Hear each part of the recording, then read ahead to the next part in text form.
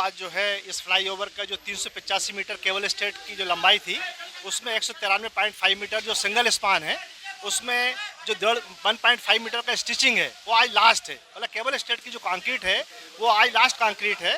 तो आज हमारे लिए बड़ी गौरव और गर्व की बात है इंजीनियरिंग पॉइंट ऑफ व्यू से कि हम जो 96 मीटर एक तरफ 96 मीटर एक तरफ से बना के लेके आए और बीच में आके हम दोनों लेवल मिल रहे हैं बराबर, क्योंकि ये लेवल मिलना बहुत कठिन मतलब काम था और ये हमारे लिए चैलेंज था पर डे जो है जब हम काम कर रहे थे।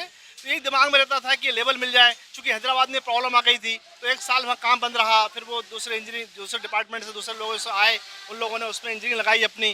तो ऐसी नौबत यहाँ पे नहीं आई, हम लोगों को बराबर लेवल मिल गए हैं और आज 1.5 मीटर का स्टिचिंग हम जो है कर रहे हैं। तो 193.5 मीटर की कंक्रीट हमारी पूरी हो रही है और 385 मीटर का हमारा केबल स्टेट कंप्लीट हो रहा है। तो अब हम ये कह सकते हैं आगामी 60 दिन में ईश्वर की कृपा से हम इस फ्लाईओवर को खोलने की स्थिति में रहेंगे।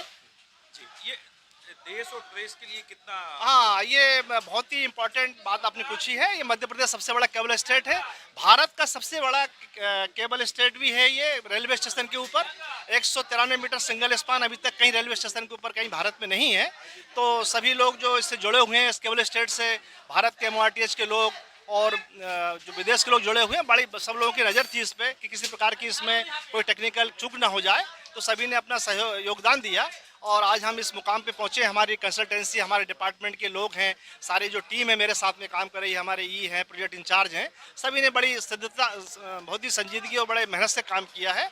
और मैं समझता हूं कि ये हमारे लिए आज बड़ा गौरव का दिन है कि आज हम इसको केबल स्टेट की कंक्रीट को फाइनल करने जा रहे हैं। एक लोगों के दिमाग में एक डाउट रहता है कि जबलपुर चूंकि भूकंप संवेदी क्षेत्र, हाँ, वो चीज़ को अपन ने इसमें डिजाइनर ने हमारे ने उस चीज़ को कंसिडर करके रखा है डिजाइन में कि जो तीव्रता का जो यहाँ का मापदंड है वो उसको डाटा था उसके पास में, तो उसने पूरा डिजाइन में इस चीज़ को मान के ही डिजाइन किया है उसको। जो तो ऐसी कोई प्रॉब्लम नहीं है।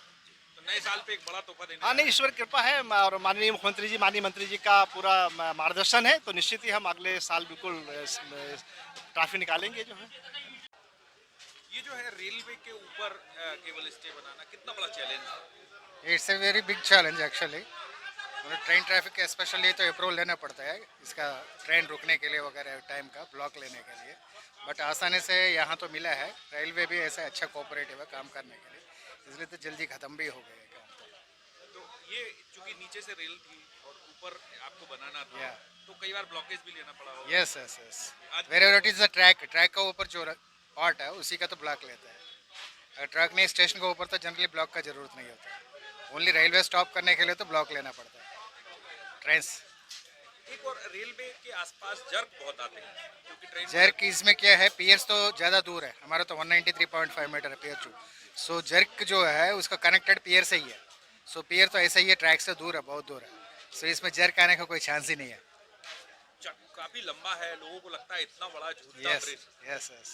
तो क्या लगता है आपको कि इसमें जितने भी एस्पेक्ट है जिनमें कि कभी कोई दुर्घटना की बात आए तो वो सारे कंसीडर किए? सारी कंसिडर करके दिया है, कितने भी अर्थक्वेक होने दो, कुछ भी होने दो, कुछ होने वाला नहीं है इसके लिए। It's a very strong foundation, it is understanding on very strong foundation. Your good name? Srinivas Rao. Jabalpur के लोग लंबे दिनों से देख रहे थे कि उनके यहाँ पे एक केबल स्टे ब्रिज बन रहा है। ये मदन महल स्टेशन के ठीक ऊपर का दृश्य है और मैं इस समय यहीं खड़ा हुआ हूँ कि मैं उन कुछ पहले लोगों में से हूँ जो आम आदमी है और इस ब्रिज के ऊपर आ पाया है। आप देख सकते हैं मेरे ठीक पीछे जो है एक पिलर है। ये पिलर 32 मीटर ऊंचा है और जो अधिकारियों ने बताया कि 32 मीटर ही ये जमीन के भीतर है। ये जो लंबाई है ये लगभग 100 मीटर के लगभग है और ठीक अपोजिट दूसरे साइड भी आप देख सकते हैं कि इसी तरह का एक पिलर लगभग 100 मीटर की दूरी पर वहाँ है। अभी तक ये दोनों पिलर्स के आसपास निर्माण कार्य चल रहा था। आज यहाँ फाइनल स्टिचिंग हो रही है। फाइनल स्टिचिंग का मतलब ये है कि जो दोनों पिलर्स के आसपास जो निर्माण कार्य हो रहा था आज उसको जोड़ दिया जाएगा।